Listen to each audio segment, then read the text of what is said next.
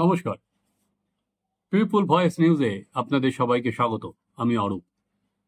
বিশ্বাস করুন, এই কলকাতাকে আমি চিনি না, বা এই কলকাতাকে আমি আগে কোনোদিন এরকমভাবে দেখিনি। তাই আমি বলছি, এই কলকাতাকে আমি চিনি না। কেন চিনি না বলছি, আপনারা প্রথমেই তাহলে এই ভিডিওটা একবার দেখে নিন।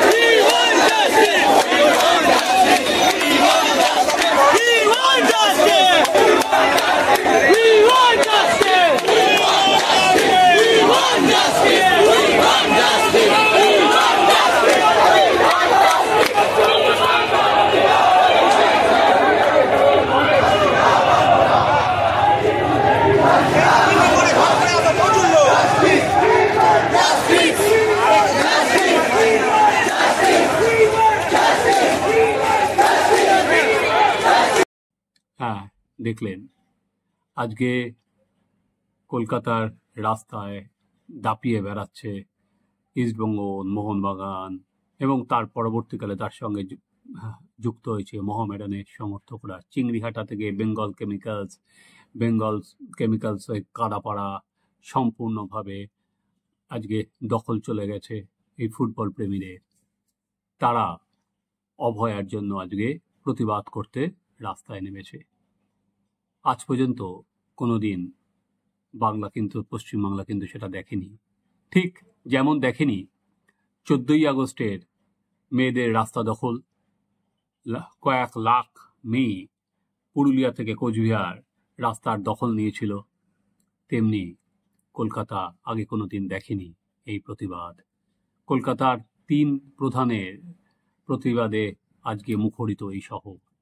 আজকে গর্জে উঠছে। আজকে যে ইস্টবেঙ্গল এবং মোহনবাগান যুযুদান দুই পক্ষ আজকে তার বিরুদ্ধে ওর বিরুদ্ধে লড়ে গেছে সেই 1920 সাল থেকে। তো তারপর আজ কি দেখলাম আমরা, দুই প্রধান এক হয়ে গেল, লড়ল কাদের বিরুদ্ধে? রাজ্যের বিরুদ্ধে। এই ডার্বি অন্য ডার্বি। এই ডার্বি সরাসরি খেলা হচ্ছে পুলিশ ভার্সেস ইস্টবেঙ্গল, মোহনবাগান ও মোহামেডান সমর্থকদের মধ্যে। যে পুলিশ বলেছিল যে তাদের আর কি কলকাতার নানা জায়গায় পুলিশ দিতে হবে বলে, ডিপ্লয় করতে হবে বলে, যে ডার্বি ম্যাচে পুলিশ দেওয়া যাবে না, এই জন্য ম্যাচ বাতিল করে দেওয়া হলো। অথচ আজকে যুব ভারতীর পাশে কাদাপাড়া, যেসব রুটগুলো আমি বললাম, বেঙ্গল কেমিক্যালস, এইসব জায়গায় যে পরিমাণ পুলিশ দেখলাম, জানি না সেই পুলিশ থাকলে কিন্তু স্টেডিয়ামে হয়তো খেলাটা হতেই পারত। ফলে ডুরান্ড কাপের যে খেলা বাতিল করে দেয়া হলো, তারপর আমরা কিন্তু এক অন্য কলকাতাকে দেখলাম। যে কলকাতা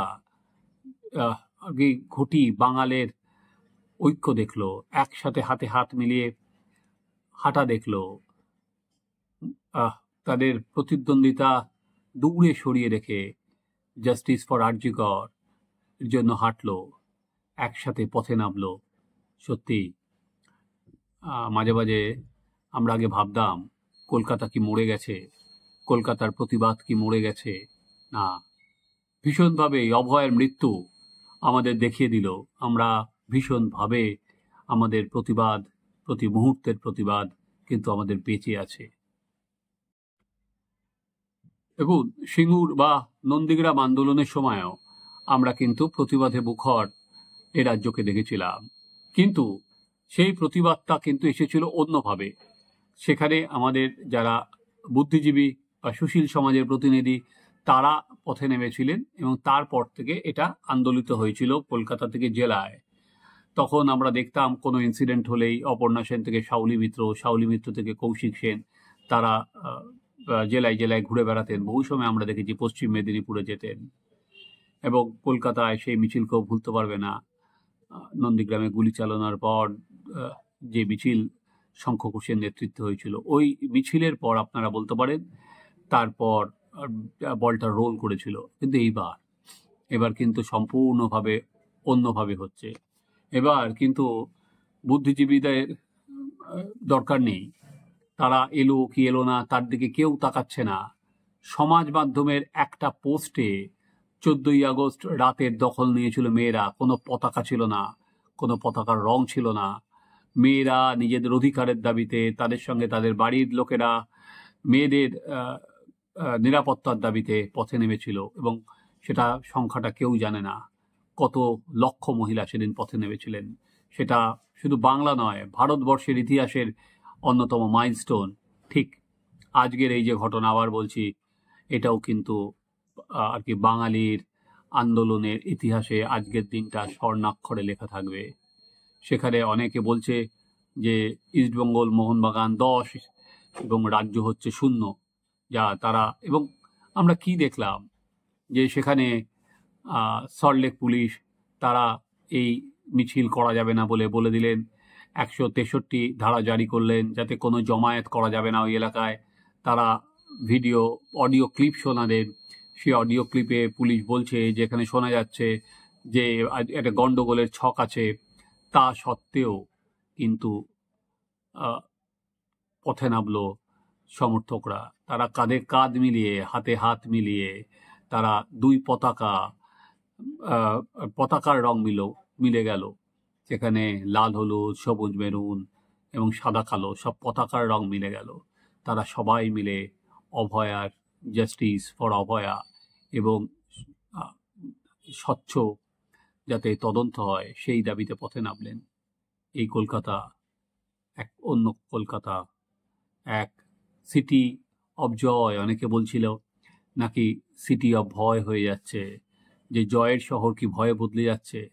কিন্তু কলকাতা বা আমাদের এই পশ্চিমবঙ্গ প্রমাণ করলো না, তারা এখনো আন্দোলন করতে জানে, তারা এখনো চোখে চোখ রেখে প্রশ্ন করতে জানে, তারা এখনো তাদের এক বোনের মৃত্যুর পর যাতে তার সঠিক বিচার হয় সেই ন্যায় বিচারের দাবিতে তারা পথে নামতে জানে। এবং সেটা শাসকের রক্তচক্ষু উপেক্ষা করেও, সেটা প্রশাসন যতই তাদের ডেকে পাঠাক, প্রশাসন যতই তাদের চাপ দিক, তা সত্ত্বেও তারা কেউ দমতে জানেন না।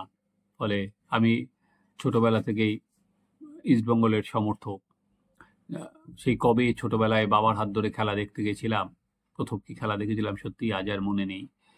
কিন্তু আজকে যখন ইস্টবেঙ্গল মোহনবাগানের সঙ্গে মোহামেডানের দর্শকদের একসাথে দেখলাম, তখন সত্যি একটা অন্য আনন্দ হচ্ছিল যে আজকে আমরা কোনোদিন ভাবিনি যে আজকে এরকম একটা দিনও আসবে যখন একসঙ্গে কোনো একটা দাবিকে সামনে রেখে সবাই একসাথে মিছিল করবে। সেখানে জাস্টিস ফর অভয়া বলে মিছিল হবে। এরকম দিন যে কোনোদিন পশ্চিমবঙ্গে আসবে, সেটা কিন্তু আমার অন্তত ভাবনার বাইরে ছিল। যে আজকে সত্যি এমন একটা দিন যে বাংলার আন্দোলন বেঁচে আছে, বাংলার আন্দোলন বেঁচে থাক, এবং আগামী দিনে অভয়ার জন্য প্রত্যেকে আরও জোরালোভাবে আওয়াজ তুলুন। আপনারা দেখতে থাকুন আমাদের চ্যানেল সাবস্ক্রাইব করুন, আপনাদের মতামত জানান।